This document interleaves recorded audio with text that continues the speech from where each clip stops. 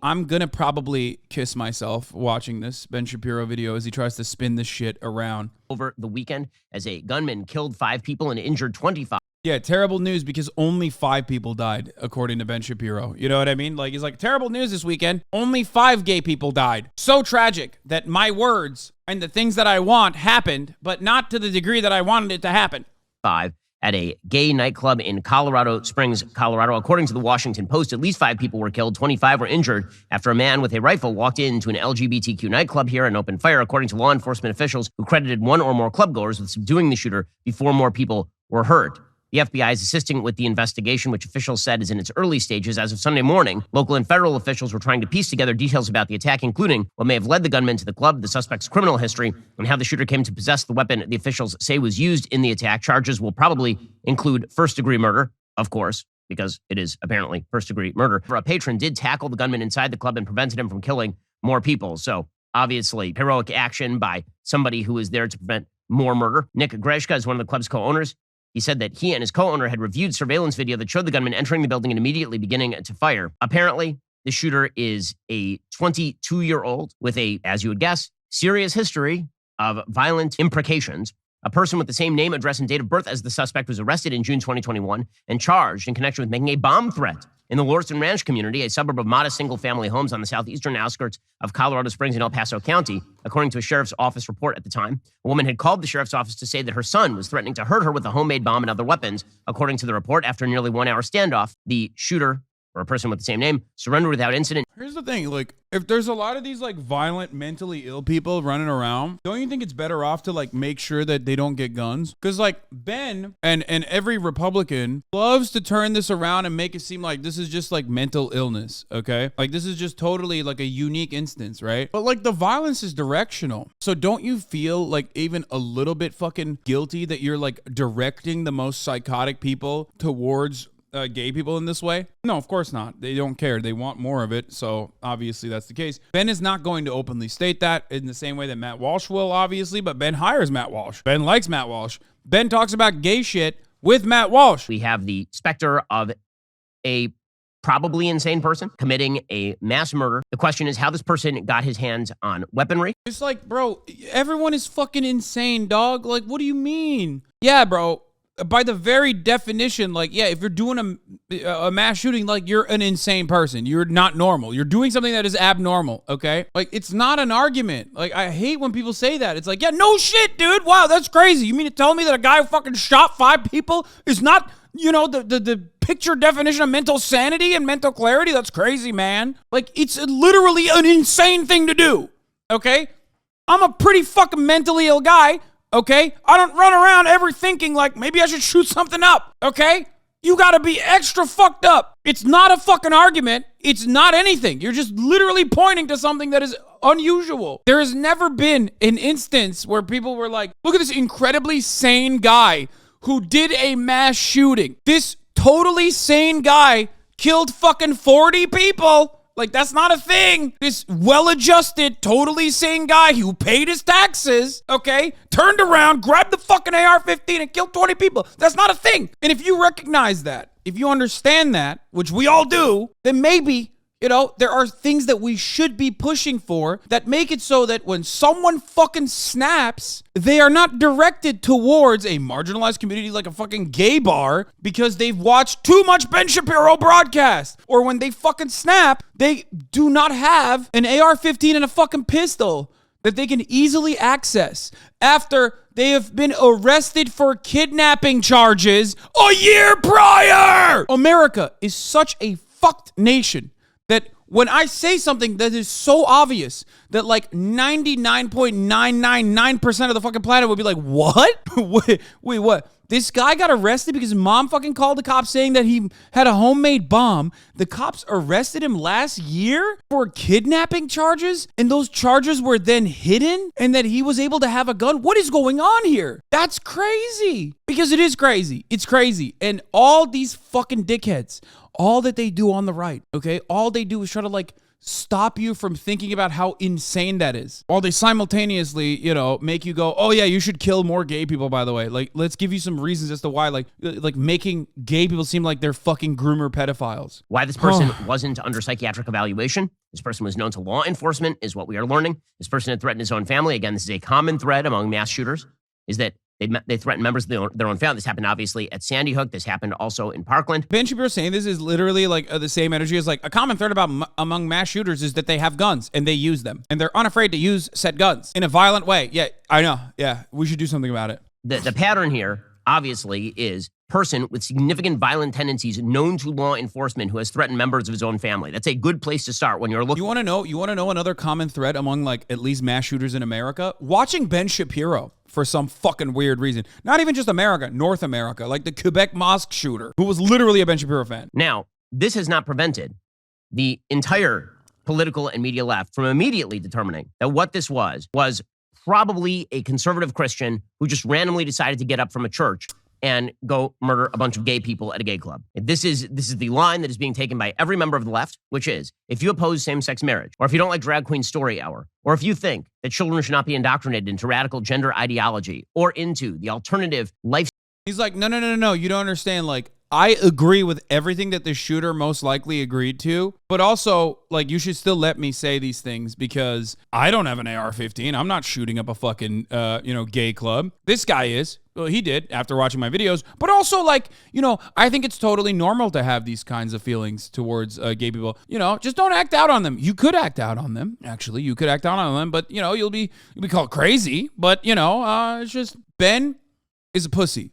Okay, so of course, the only kind of violence that he advocates for is institutionalized violence that is already seen as the norm. Like, he would be perfectly willing and able to advocate for like any sort of laws that would lock up gay people. If you think that like this motherfucker wouldn't be, on board with that, I don't know what to tell you, because he already does that. Black people and black existence is criminalized in this country. Poverty is criminalized in this country. Ben Shapiro absolutely is in favor of that kind of institutional violence, because that is not seen as violence at all. That's actually seen as just the normal way of business, because the state has a monopoly on violence. I want to ask Ben Shapiro, like, I want to ask him, like, so what do you want to do with gay people? You don't want them to adopt children because you lie and say they're worse parents than, like, a man and a woman, which is false. There's empirical evidence to show you're completely wrong on that, because your feelings on the matter are the reason why you say that. You don't want them attending like sporting events and shit. If they're trans, like they can't fucking play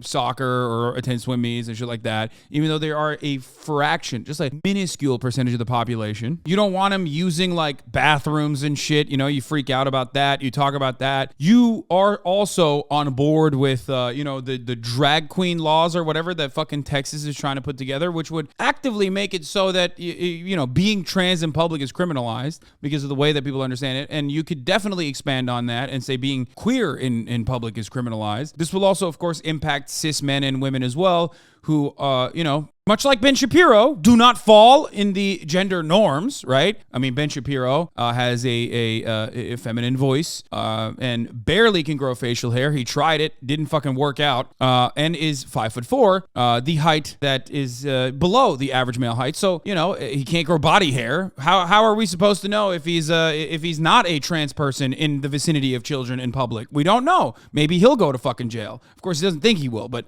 anyway. Regardless, my point is that he is on board with criminalizing the existence of queer and queer presenting people in public around children. He is totally on board with stopping them from being fucking teachers and shit. He doesn't want there to be any mention of queerness or gay people in shows, television shows that children watch, shows that adults watch. He doesn't want gender affirming surgery. So like, what do you want? You just want trans people to like shut the fuck up and like kill themselves in a corner. That's what Ben Shapiro wants. So he's taking the long way there, but he's basically doing and advocating the same thing. Says we must address this public health epidemic of gun violence in all forms. We must drive out the inequities that contribute to violence against LGBTQI plus people. I don't even know what that means. The inequities that contribute to violence against like what? We're gonna give tax rebates to people, and this is somehow going to prevent insane mass shooters from murdering. What? No, you fucking idiot. Inequities like not allowing them to. You have advocated for businesses to literally stop serving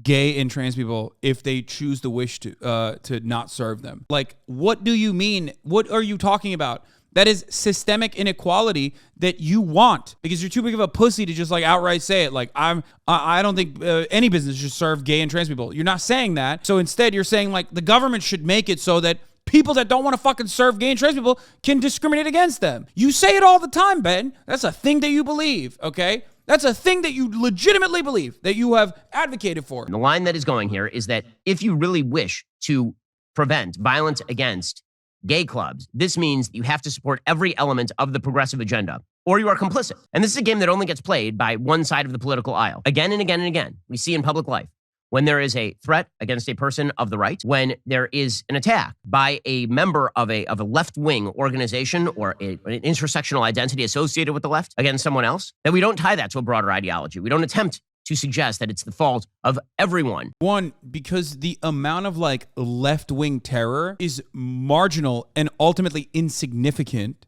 okay? It's nothing.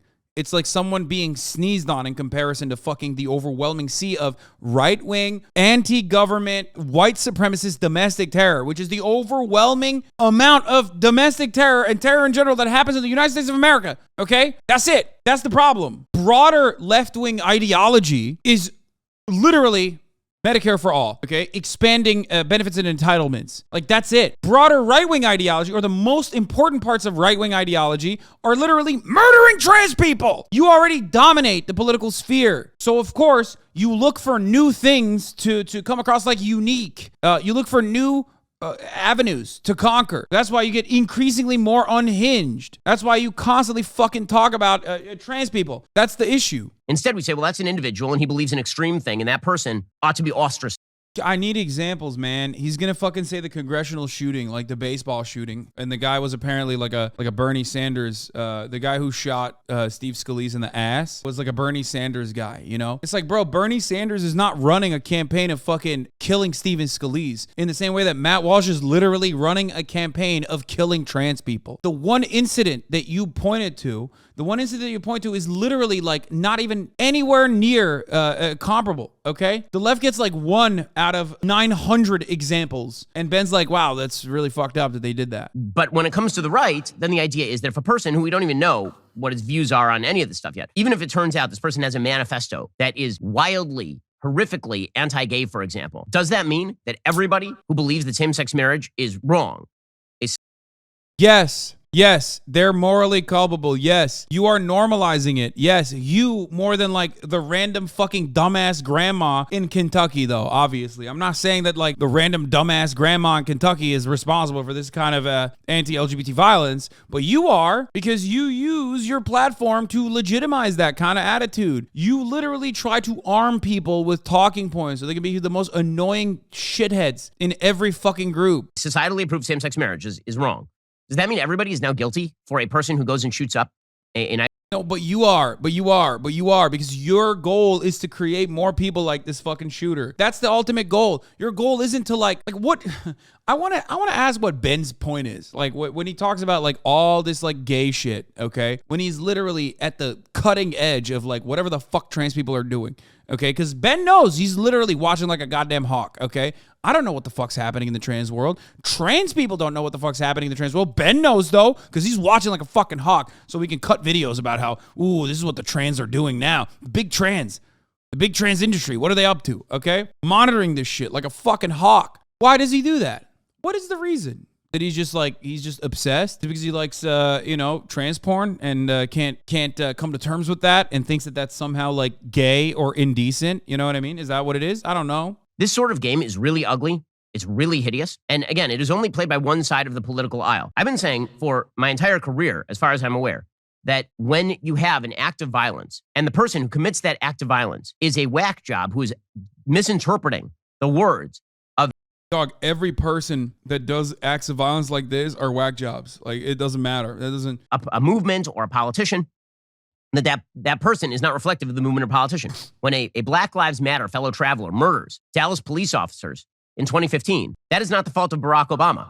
It's actually not even the fault of Black Lives Matter. When Bernie Sanders, when a Bernie Sanders supporter shoots up a congressional baseball game, that's not the fault of Bernie Sanders. And yet the entire left-wing media infrastructure and Democratic Party will immediately shift into, if you don't support every element of our radical social agenda, then you are responsible for murder. It's an ugly, stupid game that is directed specifically at silencing people who disagree with you. I love that. Yeah, pre-watched, by the way. I know.